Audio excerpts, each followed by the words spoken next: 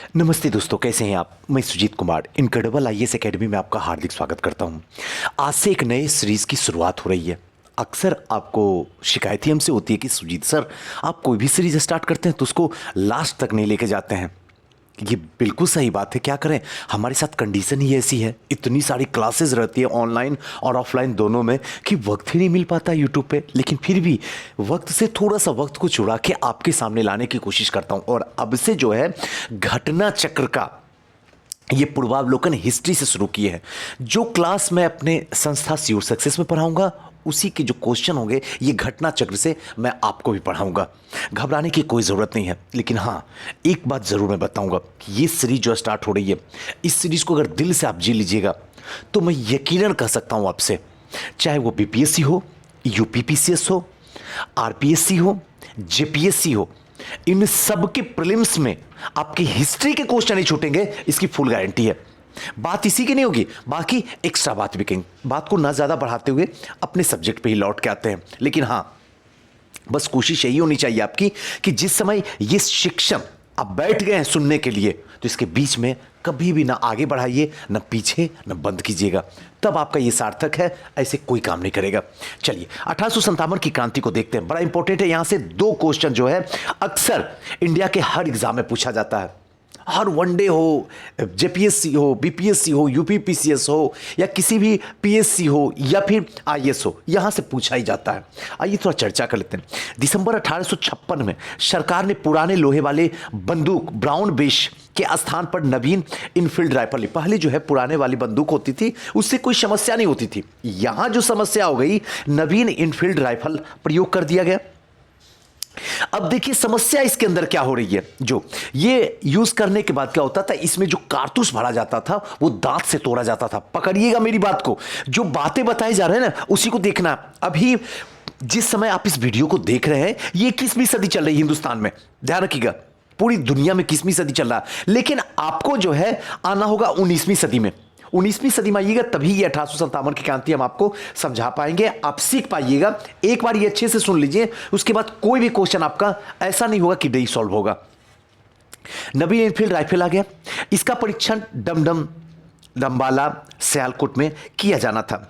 इस नई राइफल के कारतूस के ऊपरी भाग का मुंह को काटना पड़ता था, ऊपर के भाग को तोड़ना पड़ता था। जनवरी 1857 में बंगाल की सेना ने यह अफवाह फैलाई गई कि चर्बी वाले कारतूस में जो है ऊपर की जो पार्ट को तोड़ा जाएगा दांत से, उसमें चर्बी जो लगा हुआ है उसमें गाय के और सुअर के चर्बी हैं, जो कि हिंदुओं के लिए गाय पवित्र है, उसी तरीके से मुस्लिमों के लिए सुअर जो है अपवित्र माना जाता। तो दोनों के दोनों सैनिक अधिकारियों में यह बात जो है जांच के बिना तुरंत इसका खंडन कर दिया गया। किंतु सेना को विश्वास हो गया कि चर्बी वाले कारतूस का जो प्रयोग, ध्यान रखिएगा, जो प्रयोग हो रहा है वो धर्म भ्रष्ट करने का एक निश्चित प्रयत्न है, कि धर्म आपका भ्रष्ट हो जाएगा। और यही भारत के प्रथम स्वतंत्रता संग्राम 1857 के विद्रोह का तत्कालिक कारण बन गया। ये तो क्लियर हो गया कि अच्छा 1857 की क्रांति जो है पहले से ही संथाल विद्रोह से धीरे धीरे पृष्ठभूमि बनते जा रही थी। अगर उससे भी पीछे अगर चले जाइए तो पलासी के युद्ध से ही पृष्ठभूमि धीरे धीरे तैयार होती जा रही थी। बक्सर के युद्ध आते आते ये कंफर्म हो गया था कि कोई ना कोई बड़ी क्रांति होने वाली है। बस पकड़िएगा, जितनी बातें मैं बताते जा रहा हूं ना, बस ध्यान से सुनिएगा, इतिहास का दीवाना बना दूंगा आपको। बस ध्यान से आपको सुनना होगा। जैसे ही यहां पे जनजातीय विद्रोह होता है, जो संथाल विद्रोह बताया, उसके बाद क्लियर हो जाता है कि एक बहुत बड़ा महासंग्राम होने वाला है। और यही जो इनफील्ड राइफल हुआ, जिसके कारतूस को दांतों से तोड़ना होता था, जिसमें सुअर और गाय की चर्बी थी, यहीं से यह तत्कालिक कारण की जो चिंगारी लगी, उसके बाद तो 1857 की क्रांति ने पूरी दुनिया में इतिहास लिख दी। अगर थोड़ी सी हमारे आपस में अगर लोगों के अंदर राष्ट्रीयता और एकता होता तो शायद 1857 में ही हमारा देश आजाद हो जाता। लेकिन दुर्भाग्य से हमारे अपने ही अपने नहीं हो पाए, तो 1947 तक का सफर तय हो गया। खैर चलिए आगे चलते हैं। 29 मार्च 1857 को बैरकपुर के सैनिकों ने चर्बी वाले कारतूस का प्रयोग से इनकार कर दिया। बैरकपुर के छावनी में सैनिकों ने बोला कि कोई हालत में मैं नहीं करने वाला हूं, दांत से नहीं तोड़ने वाला हूं ये चर्बी वाले। और एक सैनिक जो कि मंगल पांडे, एकदम ध्यान से सुनिएगा, मंगल पांडे ने अपने एजुडेंट पर आक्रमण करके उसकी हत्या कर देते हैं। अंग्रेजों की द्वारा 34वीं इनफील्ड रेजिमेंट भंग कर दी गई और अपराधियों को दंड दिया गया। 1857 क्रांति का प्रमुख कारण ब्रिटिश साम्राज्य की घिनौनी नीतियां थी। जिस तरीके से इनकी आर्थिक नीतियां, राजनीतिक नीतियां, सामाजिक नीतियां सब में घिनौनी ही थी। एक को क्या कहा जा सकता है, सब में कहीं न कहीं इनकी नीतियां जो थी सबसे नीचे दर्जे की थी, जिससे तंग आकर अंततः विद्रोह की ज्वालामुखी जो है फूट पड़ी। एंग्लो इंडियन इतिहासकारों और सैनिक असंतोष तथा चर्बी वाले कारतूस को ही 1857 का महान विद्रोह का सबसे प्रमुख और महत्वपूर्ण कारण बताता। परंतु आधुनिक भारतीय इतिहासकार ने यह सिद्ध कर दिया कि चर्बी वाले कारतूस से ही यह विद्रोह का एकमात्र कारण अथवा सबसे प्रमुख नहीं थे। कहानी का मतलब है भारतीय इतिहासकार ने यह भी प्रूफ कर दिया कि इसका सिर्फ एक ही कारण यह नहीं है कि चर्बी वाले कारतूस, इसके पहले जो है आर्थिक नीतियां जो थी यह भी एक कारण थी। चर्बी वाले कारतूस से सैनिकों का विद्रोह तो केवल एक चिंगारी थी जिसने समस्त विस्फोट पदार्थ को राजनीतिक, सामाजिक, धार्मिक, आर्थिक को एकत्र करते हुए आग लगा दी, जिसने दावानल के रूप में धारण कर दिया। 1857 की क्रांति का प्रारंभ 10 मई को मेरठ से होता है। देखिए बैरकपुर जो कि पश्चिम बंगाल में है, मंगल पांडे वहां से करते हैं, मंगल पांडे को मार दिया जाता है। लेकिन जैसे ही मेरठ से शुरू होता है उसके बाद यह विद्रोह रुकने वाला नहीं होता है। धीरे धीरे दिल्ली, दिल्ली से लखनऊ, लखनऊ से कानपुर, कानपुर से फैजाबाद, फैजाबाद से धीरे धीरे ये बढ़ते बढ़ते इलाहाबाद, इलाहाबाद से बढ़ते हुए अपना बिहार जगदीशपुर बाबू कुंवर सिंह के पास पहुंच जाता है। और धीरे धीरे अगर देखा जाए तो पूरे उत्तर भारत ही नहीं, छिटपुट कुछ जगह पे दक्षिण भारत में भी यह युद्ध फैला था। ध्यान से मेरी बात को सुनते जाना है, एकदम ध्यान से। यहां से तीसरी केबिलेंट रेजिमेंट सैनिकों की चर्बी युक्त कारतूस को छूने से इनकार कर दिया, यहीं पे मेरठ में ही, और खुलेआम बगावत दे दी। अपने अधिकारियों पर गोली चलाई, अपने साथियों के साथ मुक्त करवा के ये लोग दिल्ली की ओर चल पड़े। जो भी अधिकारी थे उन पर गोली चला के सीधे पूरी तरीके से विद्रोह किए और दिल्ली की ओर चल दिए। एकदम पकड़िएगा कहानी को। उसी कहानी में आप सोचिए कि सुजीत सर पढ़ा रहे हैं और हम इसको पढ़ रहे हैं तो फिर मजा आ जाएगा, लगेगा कि हाँ इतिहास इसको कहते हैं। अब तक आप कहीं पढ़े उससे मतलब नहीं, यहां समझिएगा। यहां के बाद दिल्ली की ओर चले। अब एक क्वेश्चन रहेगा आपसे, मैं पूछ सकता हूं आखिर मेरठ में ये शुरू हुआ तो फिर दिल्ली की ओर क्यों? क्योंकि दिल्ली में ही बहादुर शाह द्वितीय हैं, या कह सकते हैं जफर, बहादुर शाह जफर, जो कि अंतिम मुगल शासक बनेंगे, वो वहीं पर बैठे हुए हैं। और आज भी इन लोगों को यह लगता है, इन सैनिकों को लगता है कि हमारे राजा वही हैं। अब क्लियर हो गई बात ना। जनरल हेबेट के पास 200 यूरोपियन सैनिक थे, सॉरी 2200 यूरोपियन सैनिक थे, परंतु इसने इस तूफान को रोकने का कोई प्रयास नहीं किया। विद्रोहियों ने 12 मई 1857 को दिल्ली पर अधिकार कर लिया और दिल्ली पर अब धीरे धीरे अधिकार हो गया। इस प्रकार सैनिकों ने दिल्ली के लाल किले पर पहुंचना और पहली घटना थी। 1857 के स्वाधीनता संग्राम का प्रतीक जो था कमल और रोटी, ध्यान रखिएगा, कमल और रोटी जो थी 1857 की एक पहचान थी। बरेली के रुहेलखंड के भूतपूर्व शासक और उत्तराधिकारी खान बहादुर ने 1857 के विद्रोह की रहनुमाई की, मतलब वहां पे जो है इस आंदोलन का जो है पूरी तरीके से नेतृत्व किए थे। कौन? खान बहादुर। अब मुगल सम्राट बहादुर शाह द्वितीय ने उन्हें वायसराय के पद पर नियुक्त किया था। ध्यान रखिएगा, मुगल सम्राट जो अंतिम मुगल सम्राट है उन्होंने वायसराय के पद पर रखा। रानी लक्ष्मीबाई जिसका मूल नाम जो है मणिकर्णिका, ध्यान रखिएगा मणिकर्णिका, जन्म 19 नवंबर 1835 को गोलघर में हुआ था, जो कि वर्तमान में वाराणसी में है। एकदम ध्यान से पकड़िएगा। इनके पिता जो है मरुपंत झांसी के महाराजा गंगाधर राव के दरबार में गए थे। उस समय लक्ष्मीबाई की उम्र 13 वर्ष थी। 14 वर्ष की उम्र में उनका विवाह जो है झांसी के महाराजा गंगाधर राव के साथ में हो जाता है। किनका? रानी लक्ष्मीबाई की शादी वाराणसी की है, उनकी शादी जो है झांसी में हो रही है। ध्यान रखिएगा, किनके साथ? गंगाधर राव के साथ। और इनकी मृत्यु जो है ग्वालियर में होती है। अब ध्यान रखिएगा ग्वालियर कहां पे है, अच्छे से एमपी जानते ही होंगे, बताने की जरूरत नहीं है। ग्वालियर में ही महारानी लक्ष्मीबाई की समाधि भी स्थित है। रानी लक्ष्मीबाई झांसी की अंतिम मराठा राजा गंगाधर राव की विधवा थी। जब गंगाधर राव मर गए थे तो उनकी अंतिम विधवा थी। जब किसी उत्तराधिकारी के अभाव में राजा गंगाधर राव की मृत्यु हो गई तो डलहौजी, ध्यान रखिएगा, डलहौजी की व्यापकता का सिद्धांत जो हड़प नीति थी उसके अंतर्गत 1853 में झांसी को ब्रिटिश साम्राज्य में विलय कर लिया था। अगर मैं कहूं कि व्यापकता के सिद्धांत के तहत जो पहला राज्य था, क्षेत्र था, उसको हर पाऊं, वो क्या बताइएगा जरा कमेंट बॉक्स में मुझे बताइए, तो मुझे बड़ी खुशी होगी। और मुझे कमेंट ही चाहिए आपसे, और कुछ नहीं चाहिए, कमेंट और सजेशन, ताकि इस पूरे सीरीज को, घटना चक्र पूर्वावलोकन को आपके एग्जाम तक जो है आपके दिमाग में रख दूं, जिससे किसी भी हालत में आपका प्रीलिम्स का रिजल्ट नहीं रुकने दूंगा। चाहे कट ऑफ जितना पहुंचाना आयोग को पहुंचा के दिखा दे, चाहे बिहार हो, यूपीपीसीएस हो, जेपीएससी हो, सीडीपीओ हो, इन सब पे इस बार नजर जो है पूरी बाज की तरह नजर है। इस पर नहीं रुकने दूंगा, एकदम यकीन कीजिए, बस साथ देना होगा आपको। झांसी में 30 मई 1857 को रानी लक्ष्मीबाई के नेतृत्व में विद्रोह का श्री गणेश हो जाता है। झांसी में भी शुरू हो जाता है। अंग्रेज जनरल हीरोज, ये हीरोज वही है, जब रानी लक्ष्मीबाई मर जाती है तो मरने के बाद सीधा हीरोज का एक ही कथन होता है कि जो जमीन पे पड़ी हुई है, इनमें सिर्फ एक यही मर्द है, बाकी कोई मर्द नहीं है हिंदुस्तान में। यही कोटेशन था, आगे आपको देखने के लिए मिलेगा। लड़ते हुए 17 जून 1858 को वीरगति प्राप्त कर देती है। रानी की मृत्यु पर हीरोज ने कहा था, भारतीय विद्रोहियों में यहां सोई हुई जो औरत है, ये अकेले मर्द है। लखनऊ अवध में विद्रोह का प्रारंभ, धीरे धीरे विद्रोह फैलते जा रहा है, 1857 में हुआ। अब विद्रोह का नेतृत्व जो है लखनऊ में कौन संभालती है? बेगम हजरत महल किया। इन्होंने अपने अल्पवयस्क बेटे बिरजीस कादरी को नवाब घोषित करता है तथा प्रशासन की बागडोर अपने हाथ में ले लेती है। और अंत में 21 मार्च 1858 को कैंपबेल, ध्यान रखिएगा कैंपबेल ये क्या है? सैनिकों की सेना अध्यक्ष है, ध्यान रखिएगा। कैंपबेल ने गोरखा रेजिमेंट की सहायता से लखनऊ पर पुनः अधिकार कर लेता है। कानपुर में 5 जून 1857 को नाना साहब, जिनको नाना धोंदू पंथ को पेशवा मानकर स्वतंत्रता की घोषणा की गई। नाना साहब सेनापति तात्या टोपे से बहुत सहायता मिली थी। अजीमुल्ला खां जो थे नाना साहब के सलाहकार थे, इन्होंने नाना साहब के सचिव के रूप में यहां पे काम भी किया था। इन्होंने क्रांति दूत के नाम से भी जाना जाता, ध्यान रखिएगा, इन्हें क्रांति दूत के भी नाम से जाना जाता। तात्या टोपे को रामचंद्र पंडुरंगा के नाम से भी जाना जाता है। वो 1857 के भारतीय विद्रोह के प्रमुख नेता था, जिनका जन्म जो है महाराष्ट्र के युयुल गांव में हुआ था। इनके एक विश्वसनीय मित्र जो थे वो मानसिंह थे। यानी कि धीरे धीरे जो है ये क्रांति बढ़ती हुई जा रही। जो कहानी भी पढ़ रहे हैं, हो सकता है आपको लगेगा सर ये तो कहानी ऐसे ही जा रही है।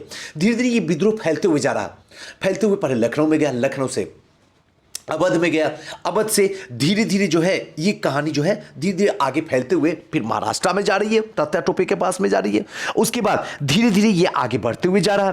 अब यहां पे उन्होंने शिवपुरी लाया गया और अदालत में 1859 को यहां पे इनको फांसी दे देते थे। 1857 में जगदीशपुर में यह विद्रोह की अगुवाई जो है बाबू कुंवर सिंह करते हैं। अब ये धीरे धीरे ये विद्रोह जो फैलते ये कहां पे पहुंच जाता है? ये देखते देखते जो है बिहार के जगदीशपुर शाहबाद जिले में पहुंच जाता है। आइए आगे चलते हैं। लेकिन इसकी जो शुरुआत होती है वो पटना सिटी से होती है। पीर अली जो होता है वो नेतृत्व करते हैं, जो कि पुस्तक विक्रेता होते हैं, यहां से शुरू होते हैं। लेकिन जब झारखंड नहीं अलग था, साथ में था बिहार का, तो ऐसे कहते थे कि इसकी शुरुआत जो हुई थी सबसे पहले रोहनी गांव में हुई थी, जो कि देवघर जिले में पड़ता है, वहां से इसकी शुरुआत हुई थी। क्लियर है ना? चलिए आगे चलते हैं। कुंवर सिंह के बिहार के नेतृत्व में तत्कालीन शाहबाद जिले, जो कि वर्तमान में भी भोजपुर जिले से संबंधित है, यहां पर अंग्रेजों के विरुद्ध विद्रोह का झंडा पूरी तरीके से बुलंद रखा। 80 साल का बूढ़ा है, सिर्फ 80 साल के बूढ़ा थे। असम में 1857 की क्रांति में यहां के दीवान मनीराम दत्त, वहां के अंतिम राजा के पौत्र जो थे कदपेरस, ध्यान रखिएगा, कंदपेशर सिंह को राजा घोषित किया गया और इन्होंने विद्रोह की शुरुआत की। परंतु शीघ्र ही विद्रोह का दमन करके मनीराम को फांसी दे दिया गया। बस ध्यान से सुनते जाना, विद्रोह को दमन किया गया, मनीराम को फांसी दे दी गई। अलवा के ठाकुर कुशल सिंह ने 1857 की क्रांति में अंग्रेजों को जोधपुर यानी सीधे जयपुर में धीरे धीरे विद्रोह, देखिए किस तरीके से क्षेत्र पर धीरे धीरे राष्ट्रीय स्तर पर फैलना शुरू हो जाता है। मौलवी अहमदुल्ला शाह जो कि फैजाबाद में विद्रोह का नेतृत्व करता है 1857 का, ये अंग्रेजों के सबसे कट्टर दुश्मन थे, सबसे कट्टर। और इनको पकड़ने के लिए 1857 की क्रांति के टाइम की कहानी बता रहा हूं, 50,000 का इनाम रखा गया था। लेकिन इनको पकड़ना आसानी नहीं, बहुत बड़ी मुश्किल थी। और वह मूलतः जो है तमिलनाडु के आरकाट के रहने वाले थे, पर वह फैजाबाद में आकर बस गए थे और उन्होंने भारत के विभिन्न धर्मानुयायियों को आह्वान करते हुए कहा था, सारे लोग काफिर अंग्रेजों के विरुद्ध खड़े हो जाओ, उन्हें भारत से बाहर खदेड़ दो, जितने भी लोग हो सबके सब जो है अंग्रेज के खिलाफ खड़ा हो जाओ और किसी भी तरीके से इन काफिरों को अंदर नहीं रहने दो, बल्कि इनको खदेड़ के बाहर निकाल दो। इनके बारे में अंग्रेजों ने कहा था, अदम्य साहस के गुणों से परिपूर्ण और दृढ़ संकल्प वाला व्यक्ति तथा विद्रोहियों में सर्वोत्तम सैनिक अगर कोई है तो ये अहमदुल्ला ही है और बाकी कोई भी नहीं है। वैसे ही जैसे हीरोज ने कहा था कि जब मरी हुई रानी लक्ष्मीबाई जमीन पे पड़ी हुई थी तो अकेले इन विद्रोहियों में सिर्फ एक ही मर्द है जो अभी सोई हुई है, वैसे ही इनके बारे में भी कहा गया था। इनकी गिरफ्तारियों के लिए ब्रिटिश सरकार ने 50,000 का इनाम रखा था। 1857 के विद्रोह को मिर्जा गालिब ने स्वयं अपनी आंखों से देखा था। कई बार क्वेश्चन ऐसे पूछा है, इनमें से कौन से जो थे इनमें से कौन जो है ऑप्शन में दिया रहेगा, इन्होंने अपनी आंखों से 1857 की क्रांति को देखा था, तो इसे याद रहेगा तो आप बता सकते हैं कौन साहित्यकार, कौन से लेखक, कौन से गीतकार, तो आप बता सकते हैं अच्छे से। इनका जन्म 27 दिसंबर 1796 को हुआ था। मिर्जा गालिब को ध्यान रखिएगा, मिर्जा गालिब की बात हो रही है, आगरा में हुआ था और मृत्यु 15 फरवरी 1869 में दिल्ली में हो गई थी। 1857 के स्वतंत्रता संघर्ष में ग्वालियर के सिंधिया ने अंग्रेजों को सर्वाधिक मदद की थी। ग्वालियर के सिंधिया, अगर ये थोड़ा देर के लिए भारतीयों को मदद कर देते तो केनिंग ने कहा था, हमें आगे की सुबह देखने की जरूरत नहीं थी, रात में बढ़िया बिस्तर समेटते और इंडिया से बाहर निकल जाते। यूरोपीय इतिहासकार ग्वालियर के मंत्री सर दिनकर राव और हैदराबाद के मंत्री सलार जंग के राजभक्ति की बहुत सराहना की। संकट के समय केनिंग ने कहा था, यदि सिंधिया भी, ध्यान रखिएगा, यदि सिंधिया भी विद्रोह में सम्मिलित हो जाए तो मुझे कल के बिस्तर को गोल करना होगा।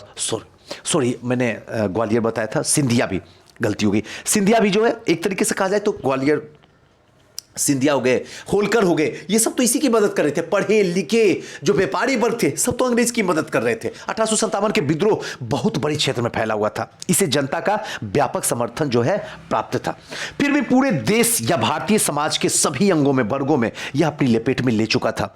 यह दक्षिण भारत के पूर्वी और पश्चिमी भारत के अधिकांश भाग में फैला था, चाहे उत्तर से दक्षिण हो, दक्षिण से पूर्व हो। ग्वालियर के सिंधिया, ध्यान रखिएगा, ग्वालियर के सिंधिया हो, इंदौर के होलकर हो, या हैदराबाद के निजाम हो, जोधपुर के राजा हो, या भोपाल के नवाब हो, पटियाला नाभा जिंद के सिख के शासक हो, पंजाब के दूसरे सिख सरदार या कश्मीर के महाराजा हो, तथा दूसरे अनेक सरदार, बड़े बड़े जमींदार विद्रोह को कुचलने के लिए अंग्रेजों की सक्रिय सहायता की। इन सारे लोग जो है सक्रिय सहायता किया था और इनमें सबसे इंपॉर्टेंट जो थे सिंधिया और होलकर।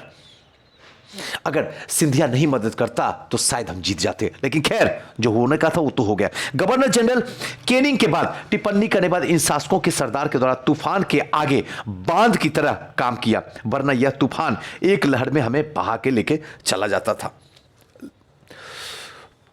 1857 के विद्रोह में शिक्षित वर्ग में कोई रुचि नहीं थी।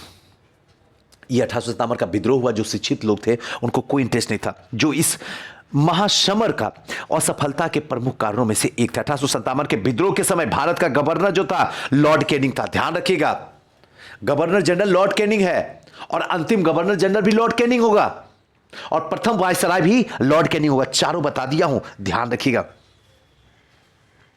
चलिए, विद्रोह के समय लॉर्ड कैनिंग इलाहाबाद में आपातकालीन मुख्यालय बनाता है। लॉर्ड कैनिंग जो है भारत की कंपनियों को नियुक्त करके अंतिम गवर्नर जनरल ब्रिटिश साम्राज्य के अधीन कर देता है और भारत का पहला वायसराय भी यही बनता है।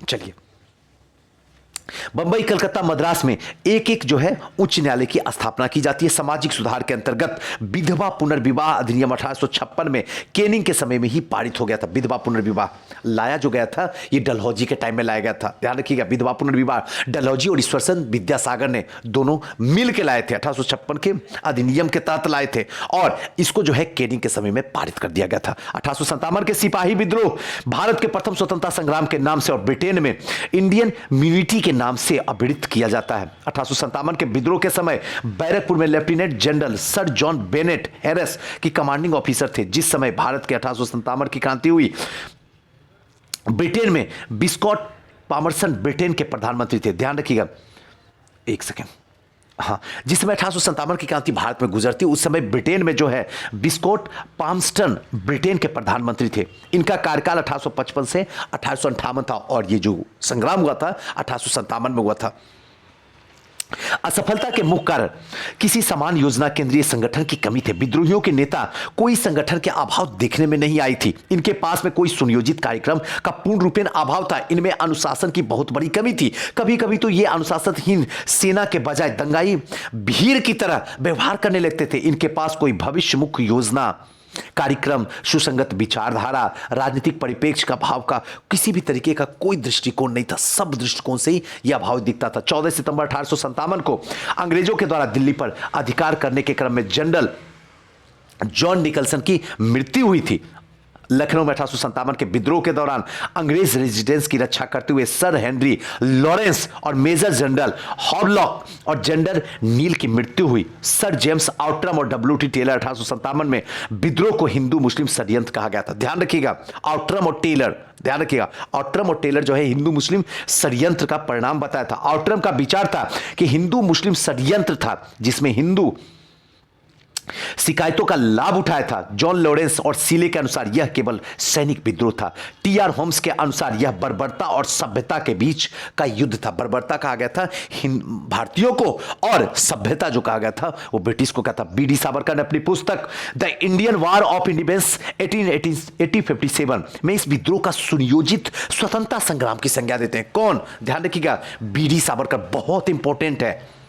इन्होंने इस स्वतंत्रता की पहली लड़ाई कहा था। 1857 के भारतीय स्वाधीनता आंदोलन के सरकारी इतिहासकार सुरेंद्र नाथ सेन यानी कि SN सेन ने जिनकी पुस्तक 1857 प्रकाशित हुई थी, सर सैयद अहमद खां के द्वारा लिखित पुस्तक असबात ए बगावत ए हिंद 1859 में प्रकाशित हुई थी, जिसमें 1857 के विद्रोह के कारणों की चर्चा की गई थी।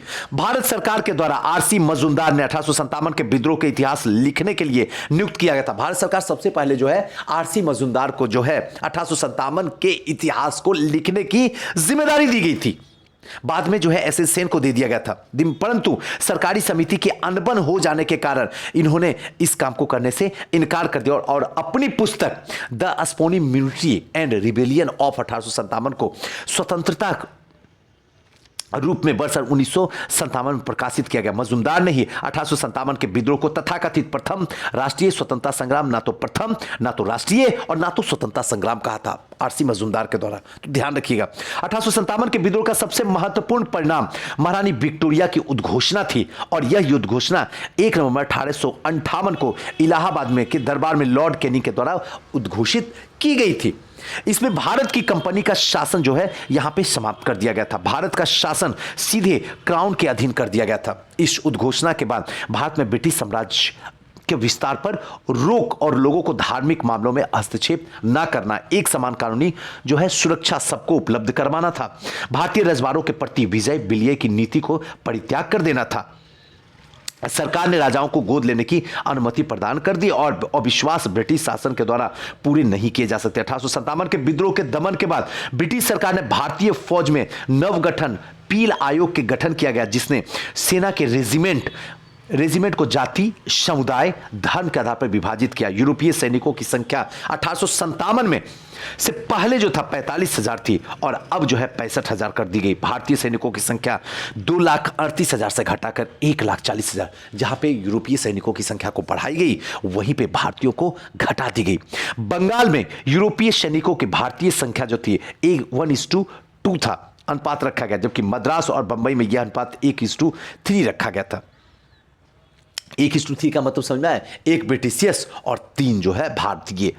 1857 के विद्रोह के बाद ब्रिटिश सरकार ने सिपाहियों का चयन गोरखा, सिख और पंजाब के जो है उत्तर प्रांत से किया गया। और पहले जो ये लोग करते थे अवध से करते थे, बंगाल से करते थे, इसी वाले क्षेत्र से किया करते थे, लेकिन अब उसको बदल के गोरखा, सिख और पंजाब से कर दिया। ये पूरा का पूरा हमने समरी बता दिया 1857 की क्रांति। अगर इस समरी को आप सुन लिए हैं तो मैं दावे के साथ में कहता हूं दुनिया के जितने भी 1857 की क्रांति से क्वेश्चन अब तक हिंदुस्तान में किसी भी एग्जाम में पूछा गया, उस क्वेश्चन को आप आंखों के सामने ले आइए, आपका गलत नहीं होगा। हां, कुछ तो वाहियात क्वेश्चन होते हैं, उसकी गारंटी नहीं। चलिए आइए अब क्वेश्चन थोड़ा सा एक नजर में देखते हैं। अब कैसे देखिए क्वेश्चन बनता है, आप ही बनाइएगा। अंग्रेजी भारतीय सेना में चर्बी वाले कारतूस से चलने वाले इनफील्ड राइफल कब शामिल किया गया था? एकदम आसानी से दिसंबर 1856 में शामिल कर लिया गया था और यहीं से विद्रोह शुरू हो गया था। अब ये डिटेल बताने की कोई ज़रूरत है ही नहीं है। पहले जो था सिंपल लोहे वाले जो है बंदूक हुआ करती थी, आसानी से हो जाती थी। उसके बाद जो है मॉडर्न यानी कि आधुनिकीकरण करके उसको इनफील्ड राइफल लाया गया, जिसमें आगे में कारतूस लगा होता था, उसको तोड़ना होता दांत से, जिसमें गाय और सुअर की चर्बी होती थी। इसीलिए यहां से विद्रोह जो है शुरू हुआ और इसी को तत्कालिक कारण भी मानते हैं। आइए दूसरे नंबर क्वेश्चन पे जाते हैं। भारत के प्रथम स्वतंत्रता संग्राम का मुख्य तत्कालिक कारण क्या था? ये तो सिंपल है, अंग्रेजों का धर्म में हस्तक्षेप का संदेश। यही था, सिंपल सा यही था, इसके कारण जो है हुआ था। आइए नेक्स्ट क्वेश्चन की ओर चलते हैं। थोड़ा बड़ा कर देते हैं ताकि आपको अच्छे से दिखाई दे। हां आइए तीसरा नंबर क्वेश्चन देखते हैं। मंगल पांडे की घटना हुई थी, इसका सही आंसर है बैरकपुर छावनी में हुई थी। मेरठ छावनी बैरकपुर। चलिए आइए नेक्स्ट क्वेश्चन देखते हैं, आप ही बताते जाइएगा। मंगल पांडे कहां विप्लव से जुड़े हैं? एकदम सिंपल सा, विप्लव मतलब होता है विद्रोह, ध्यान रखिएगा। मंगल पांडे कहां जुड़े थे? बैरकपुर छावनी से जुड़े हुए थे। सिंपल तो है क्वेश्चन। और ये क्वेश्चन जो देखिए, हाँ सॉरी ये बता नहीं, ये क्वेश्चन यूपी पीसीएस प्रीलिम्स 2010 में पूछा गया क्वेश्चन है। आइए, मंगल पांडे सिपाही था, क्लियर है? तो इसका सही आंसर होगा 34वीं बंगाल, जो कि 34वीं कहीं है नहीं, तो ऑप्शन में है नहीं, तो इसलिए इसको स्टार मार्क देके छोड़ देंगे। क्लियर है ना? चलिए आइए नेक्स्ट क्वेश्चन की ओर चलते हैं। 1857 के विद्रोह के दौरान बहादुर शाह ने किसे साहब ए आलम बहादुर का खिताब दिया था? ये तो एकदम सिंपल सा क्वेश्चन है, बख्त खान को दिया था। याद कीजिए, हमने बताया था साहब ए आलम जो है बहादुर का खिताब जो है बख्त खान एक जो है पख्तून था, उसी को दिया गया था, जिसने प्रथम अंग्रेज अफगान युद्ध में भाग भी लिया था, उसी को मिला था। चलिए नेक्स्ट क्वेश्चन की ओर चलते हैं, थोड़ा सा बड़ा कर लेते हैं। हाँ अब देखिए 7वां नंबर क्वेश्चन। 1857 की क्रांति का प्रमुख कारण क्या था? इसका सीधा सा मतलब है ब्रिटिश से साम्राज्यवादी नीतियां थी। सैनिक का संतोष नहीं था, जन आक्रोश नहीं था, ईसाई मसीह पर ब्रिटिश की जो साम्राज्यवादी नीति थी उसी नीति की वजह से हुआ था। क्लियर है ना? आइए 8वां नंबर क्वेश्चन देखते हैं। कहीं कोई डाउट हो तो आप हमें बताइएगा, ठीक है ना? आइए 1857 की क्रांति सर्वप्रथम कहां से प्रारंभ हुई थी? सीधा सा मतलब है मेरठ से शुरू हुई थी। इसकी हलचल जो है बैरकपुर छावनी से हुई थी, इसमें कोई शक की बात नहीं है। लेकिन अगर बैरकपुर छावनी नहीं है तो मेरठ से हम लोग बताएंगे। और ये 1990 और 94 दोनों में ये क्वेश्चन पूछा गया था। नेक्स्ट क्वेश्चन की ओर चलते हैं। नेक्स्ट क्वेश्चन क्या है? 1857 के स्वतंत्रता संग्राम से संबंधित पहली घटना थी। इसका सही आंसर होगा सैनिकों का दिल्ली के लाल किला पर पहुंच जाना। सबसे पहली घटना थी, मेरठ से ही शुरू हुआ था और धीरे धीरे जो है दिल्ली पे कब्जा कर लिया गया था, आपको याद ही होगा। चलिए नेक्स्ट क्वेश्चन की ओर चलते हैं। हम लोग डिटेल से इसलिए नहीं देखते क्योंकि डिटेल से ऑलरेडी हम लोग पढ़ चुके हैं। 1857 के स्वाधीनता संग्राम का प्रतीक था, इसका सही आंसर है कमल और रोटी, जो कि बताए थे। कमल और रोटी जो था इसी का प्रतीक जो था 1857 का था, जो कि एमपीपी से 1990 में पूछ दिया गया क्वेश्चन है। आइए 11 नंबर क्वेश्चन को देखते हैं। 1857 के संग्राम में निम्नलिखित केंद्रों में सबसे पहले अंग्रेजों ने किसे पुनः अधिकृत किया था? इसका सही आंसर होगा दिल्ली। मेरठ से सीधे दिल्ली को किया था। 1857 के स्वाधीनता संघर्ष की वीरांगना महारानी लक्ष्मीबाई का जन्म स्थल है, तो वाराणसी में जन्म स्थल हुआ था। ध्यान रखिएगा, शादी जो है इनकी झांसी में हुई थी, याद कीजिए। और ग्वालियर में जो है इनकी समाधि बनी हुई थी, अच्छे से आपको पता है, एमपी में है। आइए नेक्स्ट क्वेश्चन की ओर चलते हैं। 1857 के बरेली विद्रोह के नेता कौन थे? ये तो अच्छे तरीके से आप जान रहे होंगे। बरेली विद्रोह के नेता जो है खान बहादुर हैं।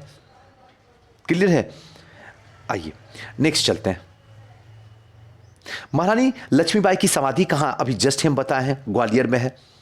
नेक्स्ट क्वेश्चन की ओर चलते हैं। 15वां नंबर क्वेश्चन। एकदम ध्यान से अगर पढ़ते हैं ना तो सवाल नहीं उठता कि क्वेश्चन गलत हो जाए। देखिए मैं क्या कर रहा हूं, मैं तो बस आपको बताया हूं वही चीज आप बता रहे हैं। आवाज भले मेरी है, दिमाग में तो आपका भी जा रहा है। ये सही है सुजीत सर। रानी लक्ष्मीबाई का अंतिम युद्ध का सामना करना पड़ा था किनसे? हुरो से पड़ा था, क्योंकि आप बता चुके थे, एक बार 2-3 बार बोल चुके कि हीरोज ही था। जब रानी लक्ष्मीबाई उनसे हारती है और जब जमीन पर मड़ी होती है और हारती नहीं है बल्कि ऑलरेडी उनकी मृत्यु हो जाती है, तो उसी समय हीरोज कहता है इस पूरे विद्रोह में सिर्फ एक लौता जो यहां पे पड़ी हुई है, सोई हुई है, यही एक मर्द है। आइए नेक्स्ट क्वेश्चन की ओर चलते हैं। 16वां नंबर क्वेश्चन क्या कहता है? 16वां नंबर क्वेश्चन को देखते हैं। 1857 के विद्रोह में लखनऊ में किसका नेतृत्व में आगे बढ़ा था? ध्यान रखिएगा, इसका सही आंसर होगा option number A, Begum of Awadh. यानी बेगम हजरत महल के नेतृत्व में ही आगे बढ़ा था, इसको ध्यान रखना है आपको है। नेक्स्ट क्वेश्चन की ओर चलते हैं। वह महिला जिन्होंने अवध में 1857 की क्रांति का नेतृत्व किया था, बेगम हजरत महल, बोलने वाली जरूरत ही नहीं है। चलिए नेक्स्ट क्वेश्चन की ओर चलते हैं। लखनऊ 1857 के स्वतंत्रता संग्राम का नेतृत्व किसने किया था लखनऊ से? तो बेगम हजरत महल ने किया था लखनऊ से, अवध से भी कर सकते हैं। नेक्स्ट क्वेश्चन की ओर चलते हैं। नेक्स्ट क्वेश्चन क्या, निम्न में से कौन इलाहाबाद में 1857 के संग्राम का नेता था? तो इसका सही आंसर जो होगा लियाकत अली होंगे। आइए थोड़ा सा देख लेते हैं।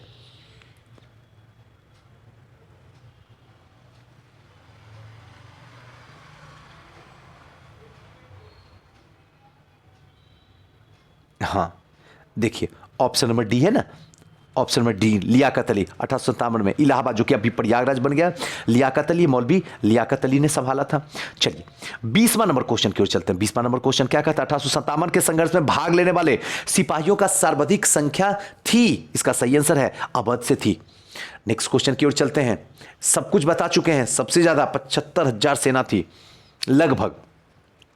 नाना साहब का कमांडर इन चीफ कौन था? इसका सही आंसर होगा नाना साहब का तात्या टोपे। चलिए नेक्स्ट क्वेश्चन, अजीमुल्ला खां सलाहकार थे, इसका सही आंसर नाना साहब के, अजीमुल्ला खां जो थे वो सलाहकार थे, कई बार बता चुका हूं मैं ऑलरेडी। नेक्स्ट जो है, नेक्स्ट क्वेश्चन की ओर चलते हैं। वर्ष 1857 के विद्रोह के संदर्भ में निम्नलिखित में से किसे उसके मित्र ने धोखा दिया तथा जिसे अंग्रेजों द्वारा बंदी बनाकर मार दिया गया था? ध्यान रखिएगा, धोखा दिया गया और अंग्रेजों द्वारा बंदी बनाकर मार दिया गया था। तो इसका सही आंसर होगा ऑप्शन नंबर डी, यानी कि तात्या टोपे को। यह आईएएस प्रीलिम्स 2006 में क्वेश्चन पूछा गया था। चलिए ये पूरा डिटेल है, जो कि डिटेल तो हम ऑलरेडी आपको बता ही चुके हैं। आइए नेक्स्ट क्वेश्चन की ओर चलते हैं। 1857 के निम्नलिखित क्रांतिकारियों में से किसका वास्तविक नाम रामचंद्र पंडुरंगा है? तो इसका सही आंसर होगा तात्या टोपे का ही रामचंद्र पंडुरंगा है। लास्ट में जो आपको बताए थे कि किसने किया था, तो अंत में जो है भाग के छुप जाते हैं, लेकिन कुछ लोग जो है बता देता, जिसके बाद इन्हें फांसी की सजा दी जाती और इनका वास्तविक नाम जो है तात्या टोपे का रामचंद्र पंडुरंगा ही है। और ये क्वेश्चन 2010 और 2011 दोनों में पूछा गया क्वेश्चन है। कुंवर सिंह 1857 के विद्रोह के प्रमुख नायक थे, वह निम्नलिखित में से किससे संबंधित थे? इसका सही आंसर होगा बिहार से संबंधित थे। आईएएस प्रीलिम 2005 में पूछा गया क्वेश्चन है, ध्यान रखिएगा।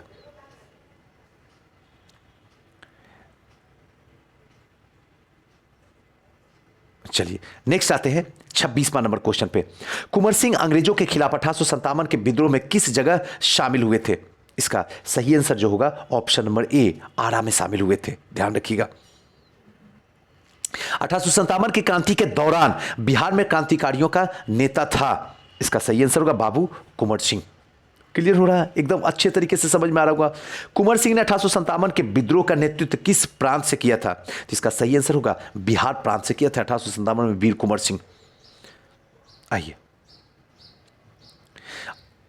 नेक्स्ट देखते हैं। 1857 के विद्रोह का नेतृत्व बिहार में किसने किया था? तो इसका सही आंसर होगा वीर कुंवर सिंह। यह 42वां और 48वां इन दोनों में प्रीलिम्स में पूछा गया क्वेश्चन है। जगदीशपुर के किस व्यक्ति ने 1857 के विप्लव के क्रांतिकारी का नेतृत्व किया था? कुंवर सिंह। आसानी से देखिए पता चल जाएगा, कोई क्वेश्चन ही नहीं जो आपको छूट जाए।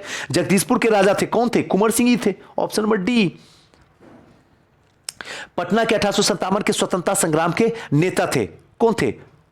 Sorry, Rajput Kunwar Singh, option number B, जो कि जगदीशपुर के थे। आइए नेक्स्ट क्वेश्चन देखिए।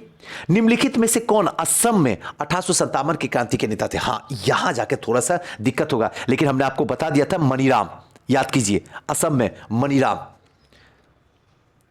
नेक्स्ट क्वेश्चन की ओर चलते हैं। नेक्स्ट क्वेश्चन क्या है?